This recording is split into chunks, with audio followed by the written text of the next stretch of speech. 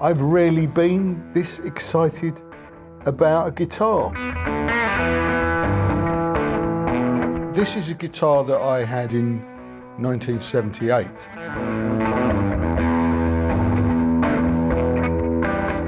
I've always wondered how good this guitar actually was, because people say that they were really good, don't they? We're going to do a deep dive review of a late 70s lawsuit era guitar. Now this is where someone's pissed on me fireworks, I think is the saying. Yeah, I'm gutted really. It's taken the shine off a little bit. Guitaristas is proudly supported by Gear for Music. Hello, thanks for joining us. Welcome to the Guitaristas. Now, I'm particularly excited this week about my latest purchase. I really am. I've rarely been this excited about a guitar for some reason. Generally, you get a level of excitement when you've spent a fair bit of money. You know, maybe you bought an expensive Gibson or a Fender or something, and you get all a little bit of a buzz. Generally, that doesn't last long. So far, I've had this one all about 5 days, and I'm more excited about it day by day for some reason. Why, Cole? Why? Well, I'll tell you. It's because this is a guitar that I had, not this actual one, but as far as I can tell, an identical one I owned in 1978, and it's a lawsuit area. No, it's not a lawsuit area. It's a lawsuit era Les Paul. This is an Aria Pro 2 LS 500 VS, and it's a proper knockoff what they were doing back then in the 70s.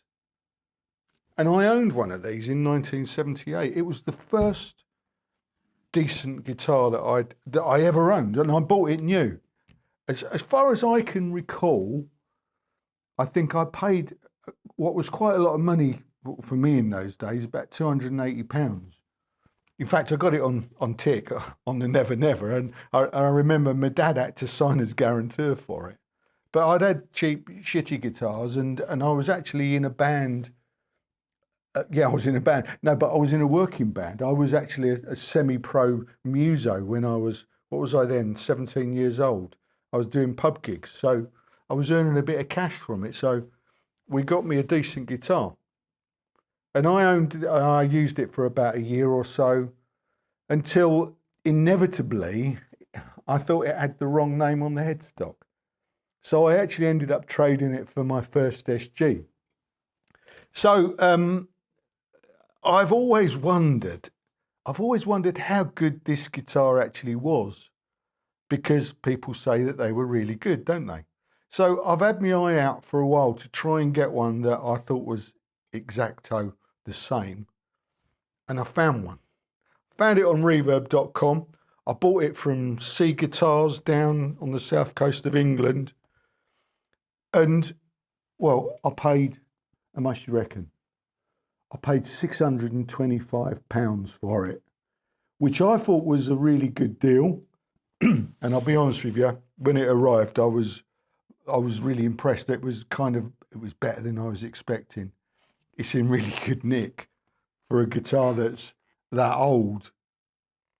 And it's, well, spoiler alert, no. Yeah, it's good. What we're going to do is we're going to do a review. We're going to do a deep dive review of a late 70s lawsuit era guitar, take it apart, do all the weights and measures, and find out if they were as good as everyone reckons they were. So, you know the score. It'll be a long one. It's been a few minutes already, hasn't it? It'll be a long one, but timestamps are in the description box, so you can skip forward to hear what it sounds like or whatever appeals to you. If you've got a little bit of time on your hands, you know the score. Go and put the kettle on, get yourself a nice beverage and some snacks, some nibbles, and come back and chill out. And let's have a look and find out. Oh, and by the way, thanks for all your support last week on the loopy film, the looper maxing, the results of the competition to win the Orlando Looper at the end of this. So stick around, don't skip, wait, watch this, hear this, and then we'll have a little natter at the end and have a bit of a laugh, okay? So there you go. Let's get on with it. So first, a little bit of the backstory on the whole Les Paul saga in the late 70s, shall we say. So as you may or may not know, Gibson stopped making the single cut Les Paul in 1960. They changed the shape to the SG, which was called the Les Paul briefly, then renamed the SG. And they didn't reintroduce this shape until 1968, at which point they introduced again the Les Paul Custom and the Les Paul Deluxe with the mini humbuckers, okay? They didn't start making the Les Paul Standard again, this one, until I believe it was 1976 in a special order thing. And they did that because they suddenly realised there was a demand, and the Japanese were had already noticed there was a demand and were already making really good replicas of the original Les Paul Standard, of which we believe this is one. This is 1977, as you know, as far as we can tell, a 1977 model LS 500 VS.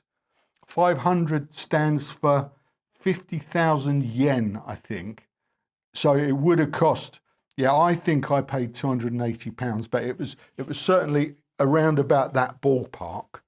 Whereas the Gibson version, when it was finally reintroduced, I think it was around about $800, something like that. So these were considerably cheaper, and at that time, more accurate than the ones that Gibson were knocking out, i.e. more accurate, you know, to the original, you know, late 50s ones.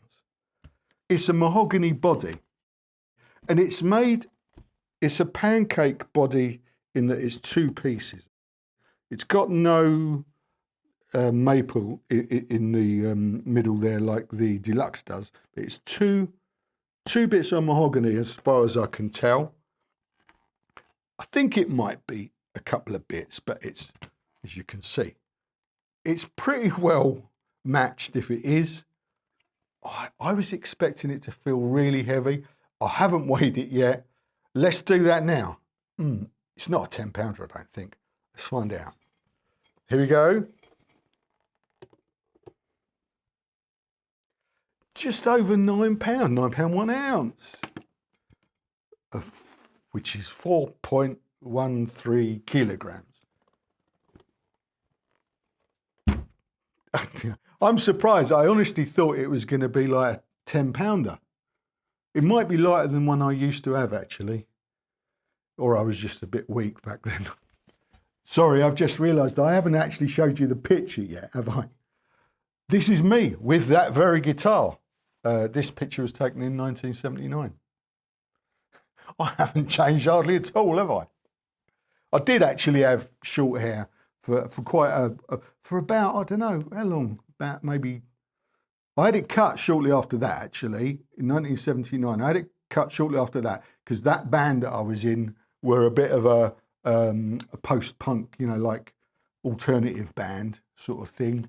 And they took the piss out of me. They called me a hippie. So I had my hair cut then, and I had it really short until started growing it again in about 2005, I think.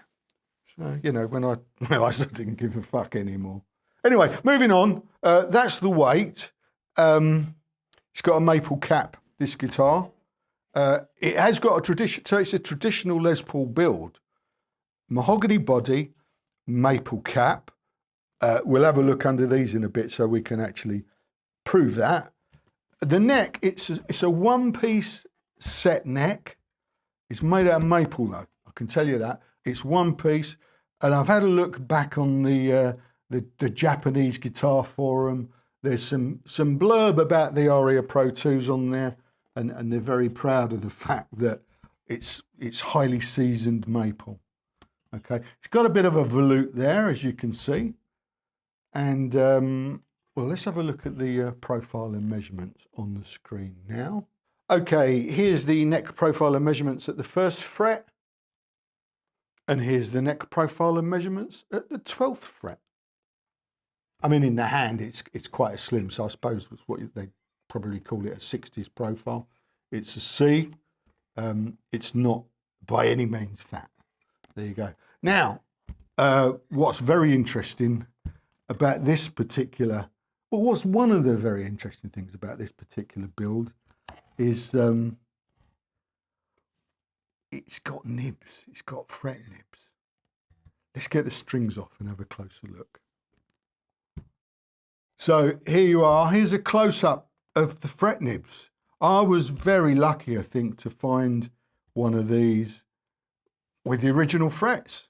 I looked at quite a few of them online, and obviously when these are refretted, most of the time they lose those, but this one, well, they must be original and they're in really good condition as well. I mean, looking at the guitar, it's got a few dings on it, but it's in really good nick for, let's do me maths.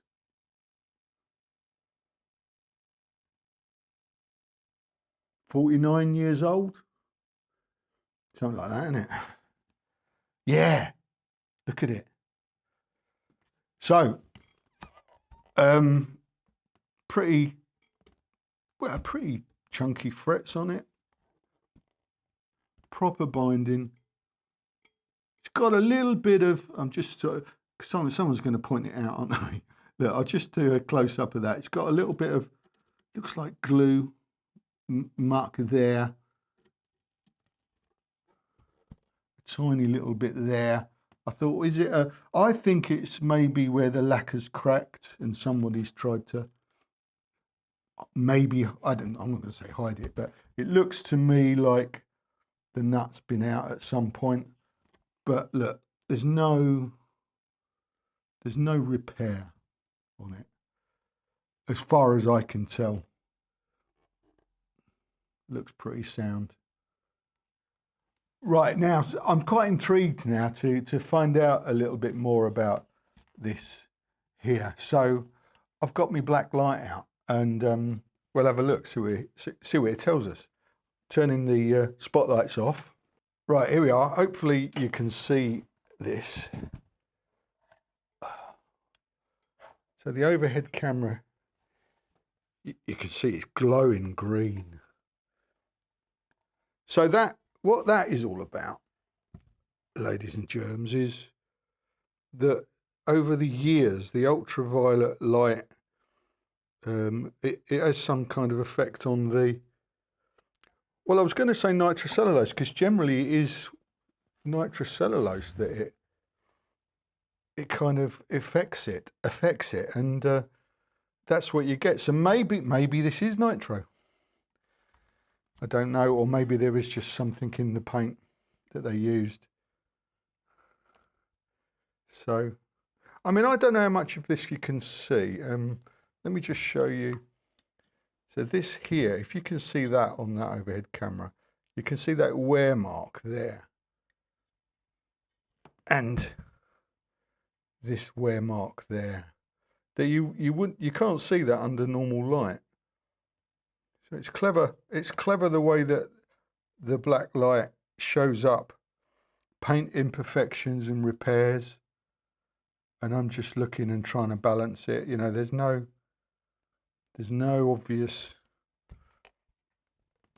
obviousness here. There's wear marks, normal wear marks there that you can see and you would expect. Touch up. I tell you what, it has been touched up here. That there. That was obvious without the light anyway, wasn't it? But the area that we wanted to just have a closer look at, hang on, be with you in a minute. We're back. It's just here on the hill. So there's no, you can see there's no repair there at all. The cracking. There's a bit of a crack in there. I reckon it's just a lacquer crack. Lacquer crack.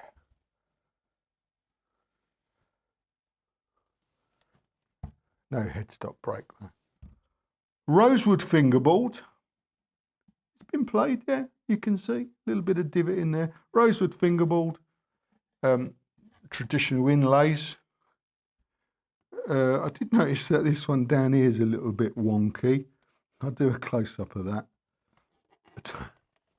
Tiny little bit on the piss, that one, isn't it?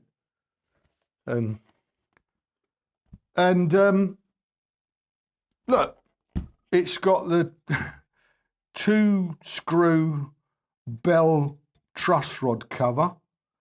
Let's have a quick look under that now. Yeah, while we're talking about it, because yeah, that's what I expected to find. The big nut, the Gibson bell end style. That's what I call it, isn't it? The big nut truss rod adjuster, rather than the, you know, the cheapy versions. To me, that's always a sign of quality. So Grover Rotomatic, well, they call them Rotomatic tuners in their own specs. Whether or not Grover made them or not, I don't know. But they look like Grovers, don't they? They all work fine. So that's that end, isn't it?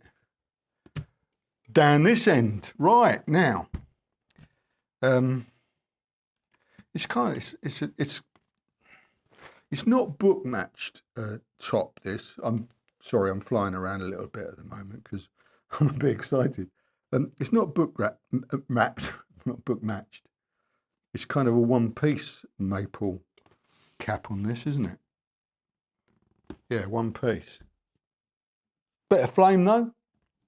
Very subtle violin burst. So now the other thing that to me shows quality, and I'm very excited about this because I've spoken about this before, and it's how the bridge. Okay, let's have a look at the bridge. Oh, okay, it's Goto, Japanese Goto bridge. It's based. It's kind of like a Nashville style, kind of the wider version. Made in Japan, tailpiece, not especially heavy. It's not lightweight. This is not aluminium stuff, you know. They win no reward. I can't speak. Awards for lightweightness. What was I talking about? Yeah, the way that the bridge posts connect to the maple cap. On modern Les Pauls, there's a metal bushing. On Gibson custom shop these days, there's no metal bushing. They drill the posts directly into the maple cap, which is what they used to do in the early days. So the early bursts all had this kind of arrangement, shall we say. The Les Paul Custom that I've got and the Les Paul Deluxe that I've got, 70s ones, they have this arrangement. Les Paul Standards, when they reintroduced them, I think that's when it happened, in 1976, when Gibson reintroduced the Les Paul Standard. They changed that and they started to put the metal bushings in. Presumably it's a lot easier and cheaper to do. But this particular lawsuit one, they've done it properly. I'll do a close-up of that. And it's class. It's class. You'll find that people like Eastman do that on their Les Pauls, and I'm sure some other high-end Les Paul clone people do it. But Gibson don't. If you want it from Gibson, you've got to pay custom shop money. So there you go. Got the little thumb wheels for adjusting the bridge height. Traditional layout. It's got the speed knobs, which is exactly right for that period. It's got the thumb bleeders on it. It's got a... It had a scratch plate until we took it off now. I'm going to put it back on, I think. This guitar probably hasn't been apart ever. I think it's 100% original.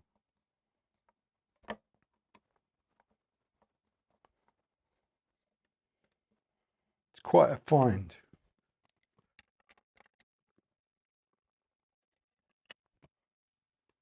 There you go, nothing to see. Nothing to see. On or off? It's going back on. I didn't mention the finish. I don't think it's a nitrocellulose, but I don't know.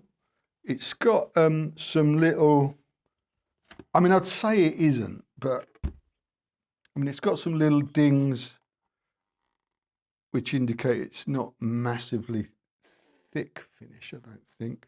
There's no massive, you know, sometimes when you whack poly, you get a massive chip out, don't you? I don't know, to be honest with you. I know some of the more expensive Aria Pros, because they do a range.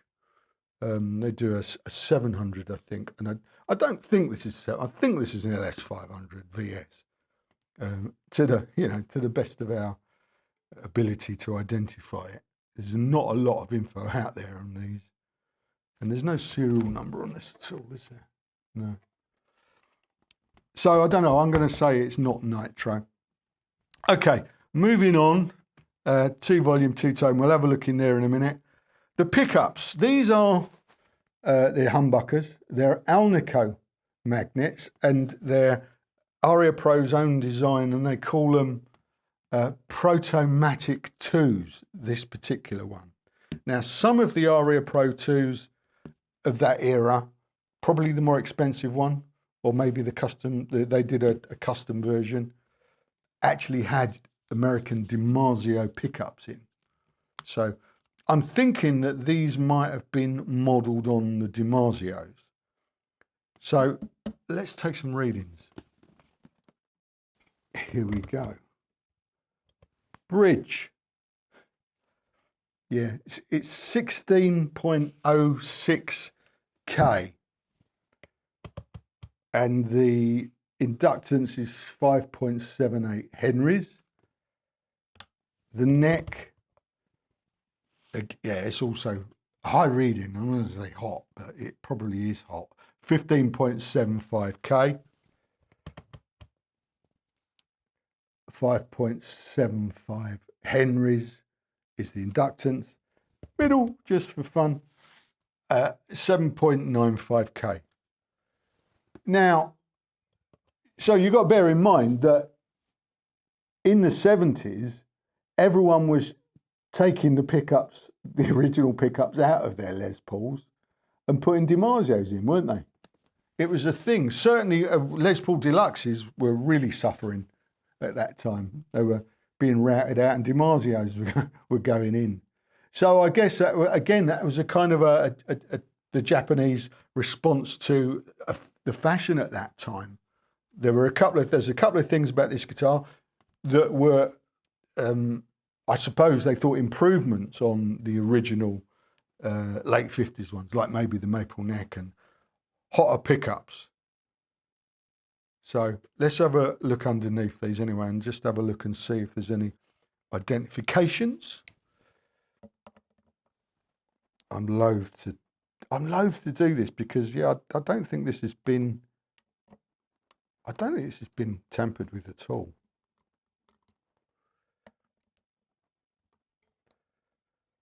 Right, okay, so the neck is it's obviously glued in, but it's also reinforced with a couple of screws, and you can see the tenon goes down to there, hopefully.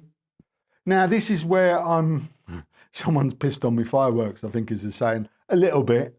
Well, quite a lot, actually, because I've got some shots here to show you.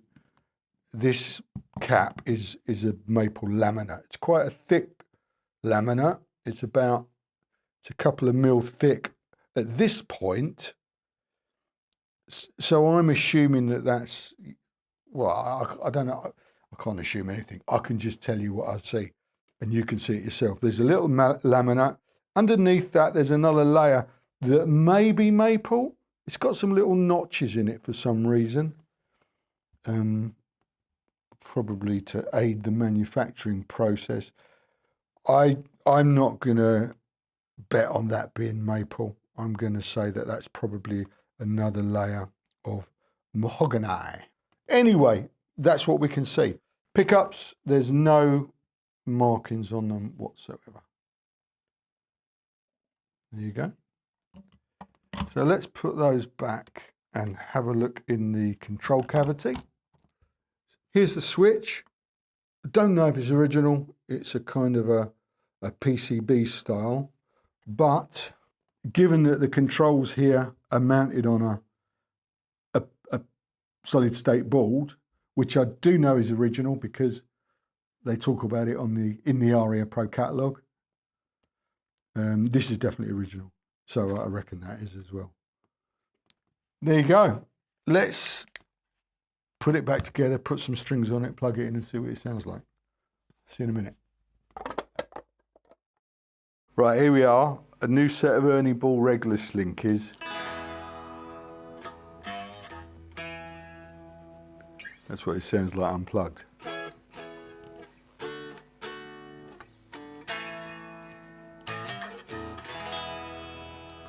Right, I've got a new board today. Same old pedals, but a new board.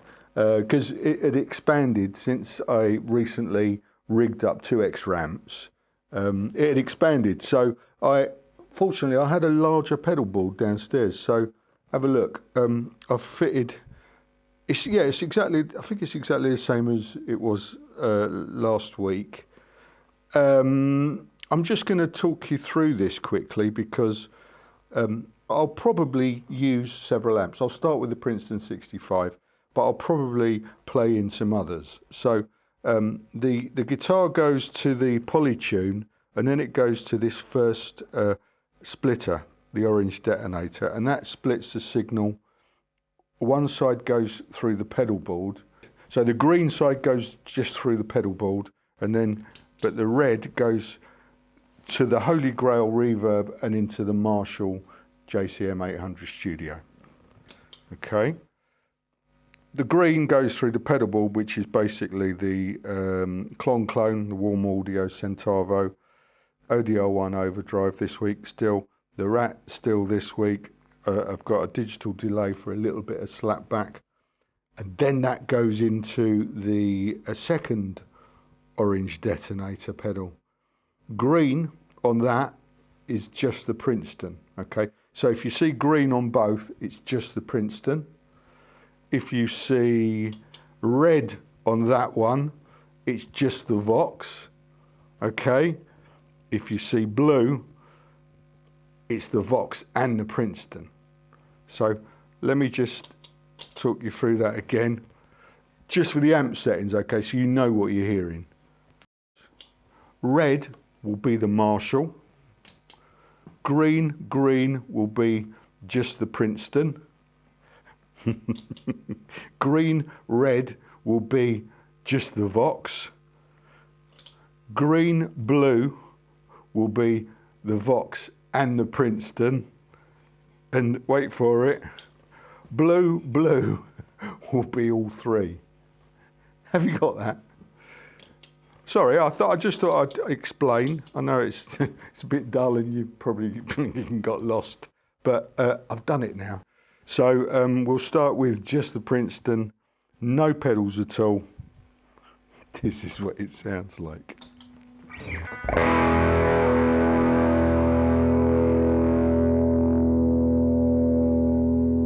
Nice and warm.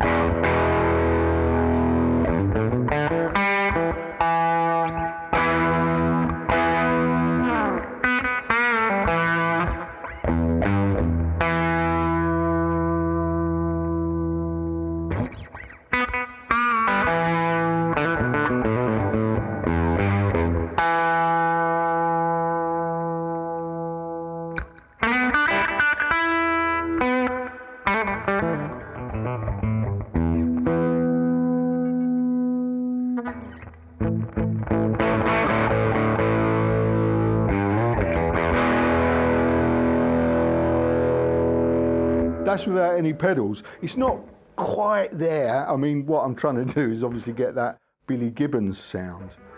It's almost there, isn't it?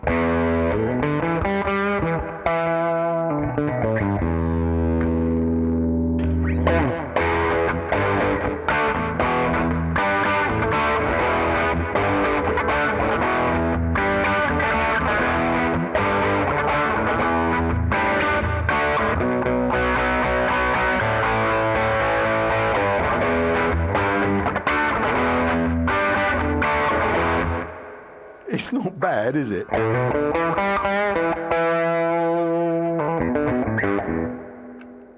Neck.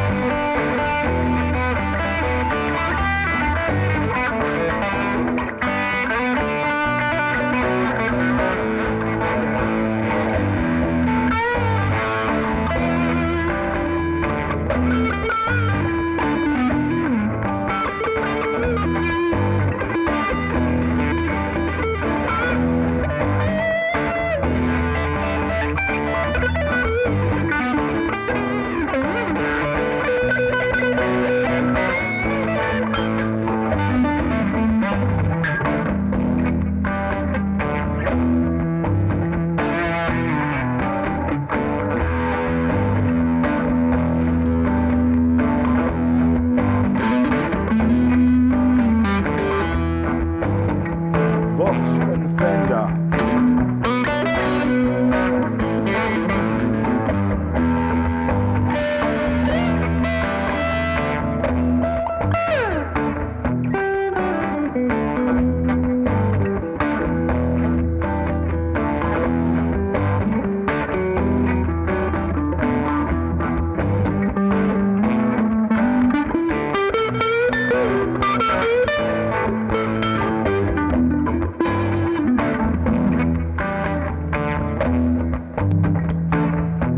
Marshall.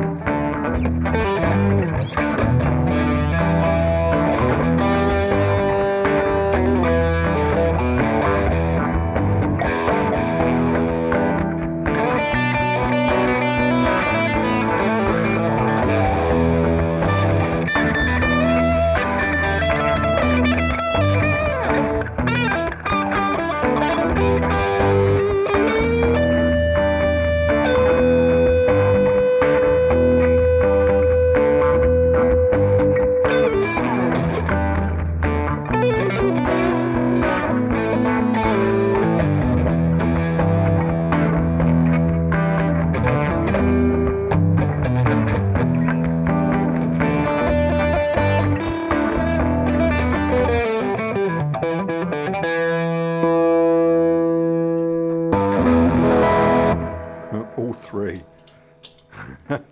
Gets confusing. I'm tap dancing. I really need a proper gig rig thing or something, don't I? Anyway, there you go. It sounds nice. It's very. I was thinking a while back. Good. As you know, I've been running this channel, doing this nonsense for nearly 6 years, like 5.5 years, and obviously I've done loads of stuff on Les Paul copies and stuff over that time. So, you know, if you look, if you look back, I contradict myself a lot, because I suppose you evolve, don't you? Your ideas evolve, your tastes evolve, your playing hopefully evolves, or your ability to understand what you're playing, the guitars that you're playing maybe evolves. And Les Pauls, I've had problems with in the past. I've loved them, I've loathed them, what I was thinking was, I've said in the past that I find them shouty. And the reason I was thinking that was because I think these pickups are quite powerful, but I don't think they're shouty. And I was trying to work out why that might be. Why might it be that guitars with kind of lower impedance, whatever you want to call it, pickups sound more shouty than these? I suppose maybe it's compression. I'm thinking out loud here. These are quite compressed, aren't they, these pickups? No pedals. But they're already giving us, you know, with this rig, that nice...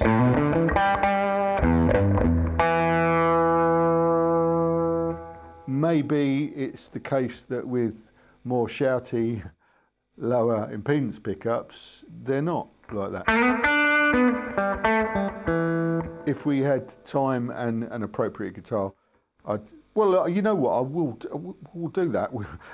I was thinking this morning, this gives me an excuse to buy another Gibson, maybe to raffle off or something. So yeah, I can see that on the horizon. I can also see on the horizon some other of these Jap lawsuit era guitars, because I mean, you know, I'll cover this in a minute, but I'm a bit disappointed that this isn't a solid maple cap. Yeah, I'm gutted really. It's taken the shine off a little bit. It sounds fucking great, doesn't it? So let's stop talking, play a little bit more, and then we'll come back and do the talking. Okay. So what was I going to try? I was sort of mucking around with a few things this week, but it's more a question. I'll show you what I was mucking around with. Just give you an idea of why I'm not going to do anything with it today, because I probably can't remember it anyway.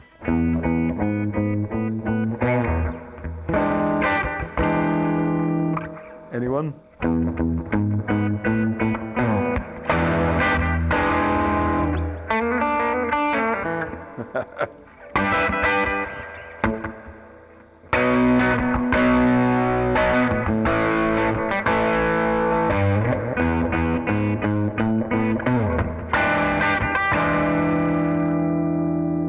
It would be nice, but it doesn't really turn into much of a groove to jam over, so we might try this.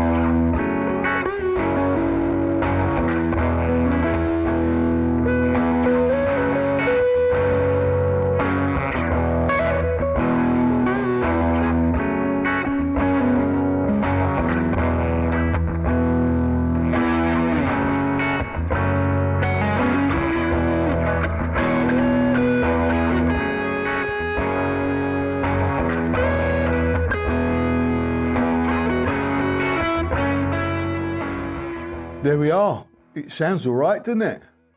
I think so anyway. I might still be wearing my rose tinted spectacles, of course. But I thought it was great, you know, mostly. I didn't mention the controls. I didn't actually really play with them really in that jam, did I, very much? I don't think I played with the tone controls in the jam at all. But I can tell you, they all work really well. When I did muck around with them, obviously off camera, or rather off out of the edit, you know, I don't include everything, obviously. Some of it's it's just not good enough.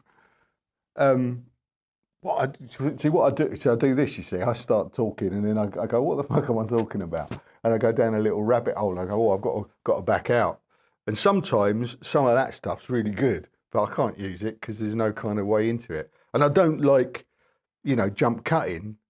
You may have never noticed that, but I rarely jump cut in my films. That's why they're so long, because I just talk and leave most of it in. What was I saying? The controls, they're really good. They're really interactive. So the pickups there's quite a nice lot of hair on the pickups, but they clean up really nice as well. You know, you roll it off to sort of 8, you know, starting position. There's enough drive. It's a nice place to be, and they're properly interactive, like kind of 50s wiring, good 50s wiring. You know, it's all a little bit interactive. I'm not sure exactly how it works or why it works, but yeah, you know, there's a nice kind of blending options, and the tone controls work really well as well. And I'm just sorry I couldn't show you that. So yeah, that's all good. And it looks great, doesn't it? I mean, it's not not book matched, and it's a little bit wonky. You know, the flame's a little bit wonky, but a lot of them are like that, aren't they? It's just the way it comes out. The disappointing thing, you know, it takes the shine off, is to discover that this top is, you know, a proper little laminate, and that stuff underneath. I was just looking at their catalogue again. They do claim it's, you know, solid top, but underneath that stuff appears to be kind of bracing, and this is almost formed over the top like a hollow guitar top would be, I think, isn't it? So, but it's, you know, it's not hollow under there. I don't think those little notches that we saw, you know, in the pickup cavities, I don't think they sort of, you know, carry on in, you know, I don't know, but you know, well, you saw it, you know, you make up your own mind. I'm not about to saw this in half to find out, because I bloody love it. There's something about this guitar still that I really like. I think that because it's an original, you know, 70s one, I just think it's really cool. I think it's way cooler than a Gibson in a lot of respects. Yeah, I mean, you know, I just think it is, and you know, most of it is properly made. They just had their own way of doing it, didn't they? There, but you know, everything else, like, you know, down to the you know, the bridge and, you know, proper Grover tuners, fret nibs, you know, rosewood board, the way the truss rod's made, it's all quality stuff. It's the right weight.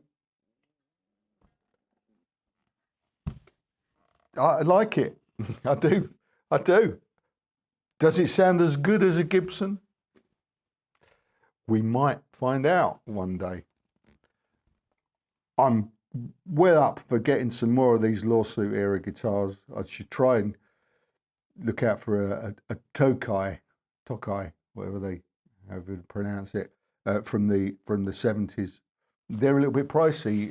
You know, people are kind of, I suppose Aria Pro 2s are not so much on the radar.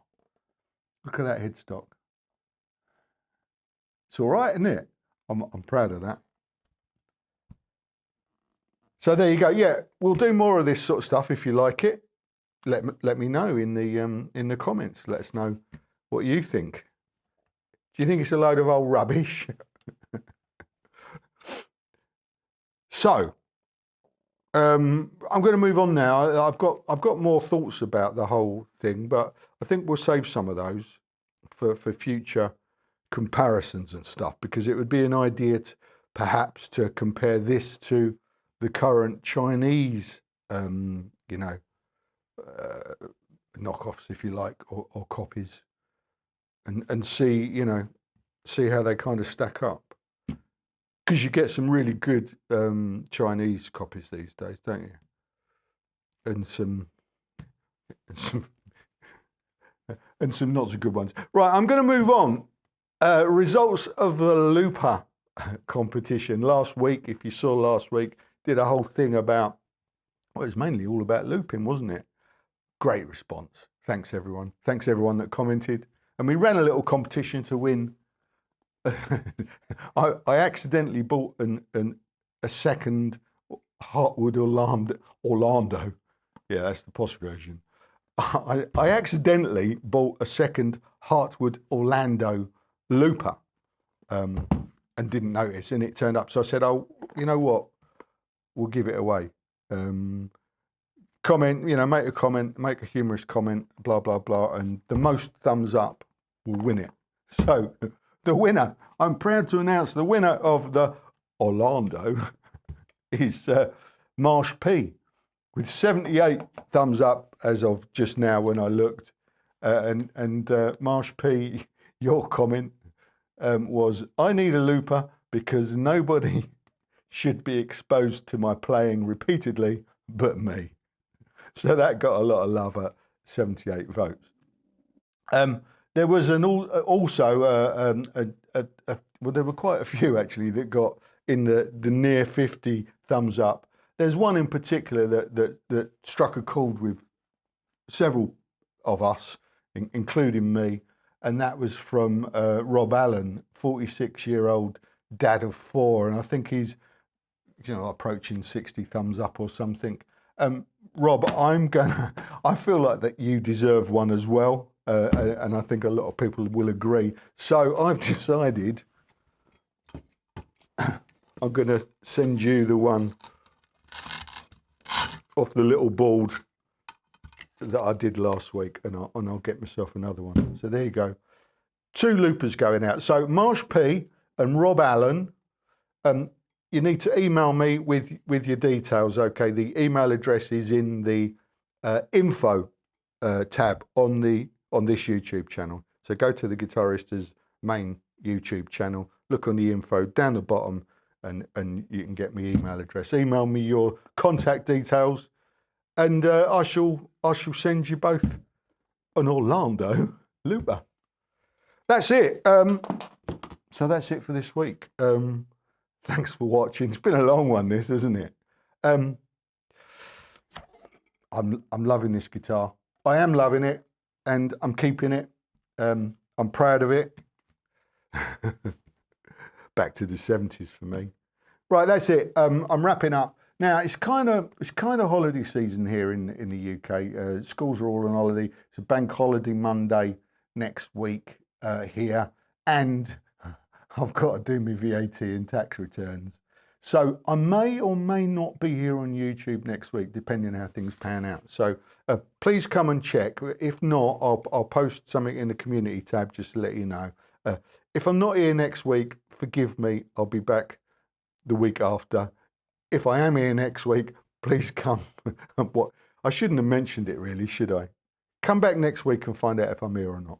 Yeah, that'll do. Thanks for watching. Cheers for now. Ta-da.